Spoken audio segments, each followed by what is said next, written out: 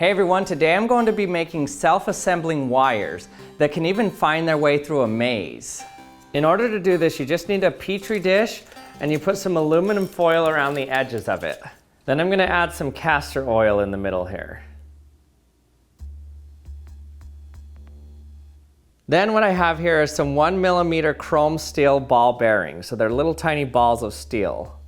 And I'm going to pour these right in the center. Now what's going to happen is they're going to assemble themselves together to reach the opposite electrode. I have a positive electrode in the center and a negative electrode on the outside of this dish. Now watch what happens when I charge this to an extremely high voltage. You can see that they self-assemble until they reach the other electrode. Whoa! That is so cool. Watch what happens on the bigger plate. 3, 2, 1. Whoa. Look at them spread out and bounce off each other, sending out feelers.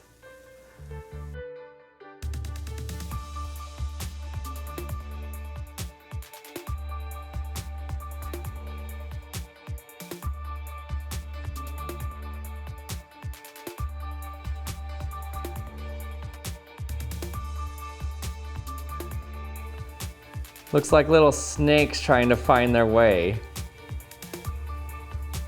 Ooh, that one's gonna make it on the back corner there.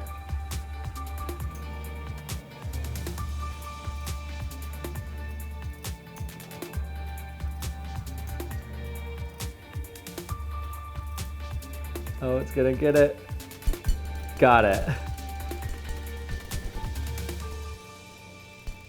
Complete connection now. So let me explain what's going on here. You'll notice that as soon as we start the experiment, the metal balls kind of just spread out. If you've ever rubbed a balloon on your head or gotten static electricity by rubbing your feet on the carpet, you'll notice that your hair stands up. The reason this happens is because the hairs all get electrically charged with the same charge. And so they repel each other and they want to get as far apart as possible, so they spread out around your head. The same thing is happening to these steel balls right at the beginning. They get charged from that middle electrode and they just want to spread out and get away from each other. So because of their like charge, they'll even shoot off the ends and you'll see them shoot away from each other. But on the outside of the plate is the other electrode, which has the opposite charge as the inner electrode. And so if any of those balls make it towards the outer edge, they start to get the opposite charge. And as they get a negative charge, then they'll come back towards the center again because they're attracted to the positive charge.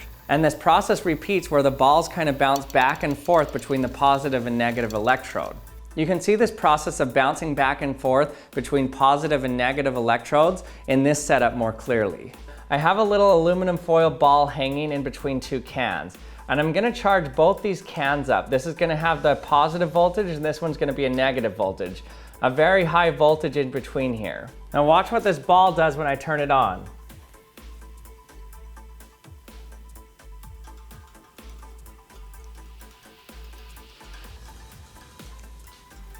So it's jumping back and forth between the two cans now. So the reason the ball's doing this is because when it hits this side of the can, it gets charged to the same voltage as this. So now they both have the same charge, so they're not attracted to each other. In fact, they're repelled. So it repels from this can and starts flying this way, and it's now attracted to this can. But then as soon as it touches this can, this becomes negatively charged, and so now it's repelled from the negative side. And then it hits the positive side and it becomes positively charged and gets repelled from the positive side and goes back and forth, basically carrying a small tiny amount of charge from one side to the other.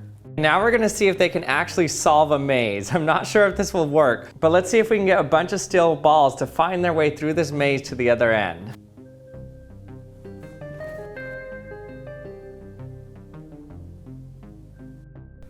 Okay, let's see if this actually works. 3, 2, 1.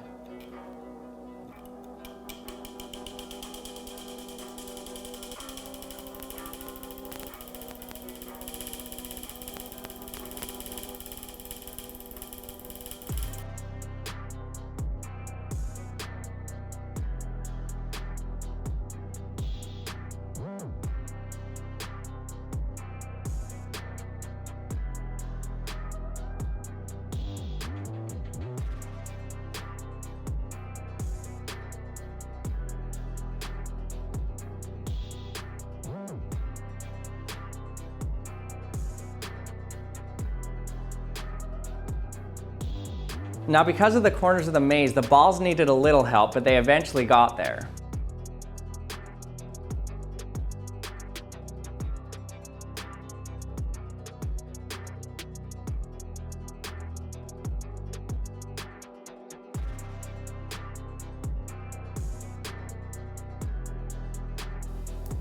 It did it, it reached the end.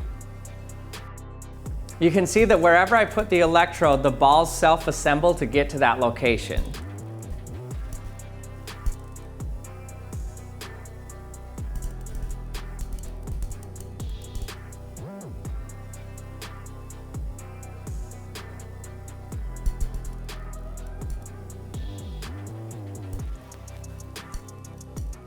And if I touch the electrode to my finger, they'll even try to get to my finger until they short circuit.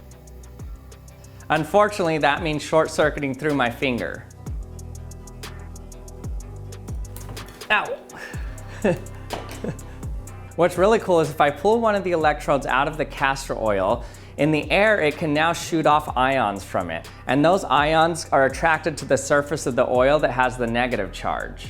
So by pointing the electrode at the oil, on the surface of the oil, you're concentrating ions with the same charge, and so they want to repel, and so they spread apart from each other. So it makes it look like you're blasting them with air or something, but really it's the ions wanting to spread out and get away from each other. So it's really cool, you can just move the electrode around and that oil just moves out of the way and gets out of the way wherever you're pointing it.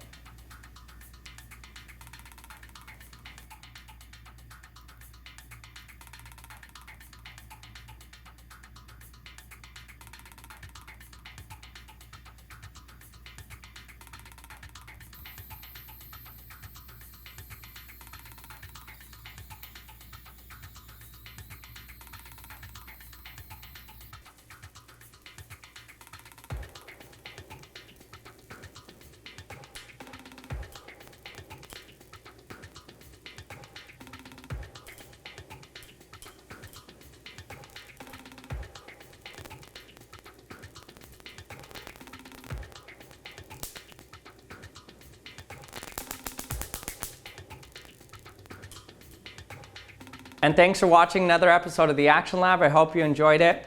If you did, don't forget to subscribe if you haven't subscribed yet. And you can also hit the bell so that you can be notified when I release my latest video. And check out theactionlab.com to see the Action Lab experiment boxes and my experiment book as well. And thanks for watching, and I'll see you next time.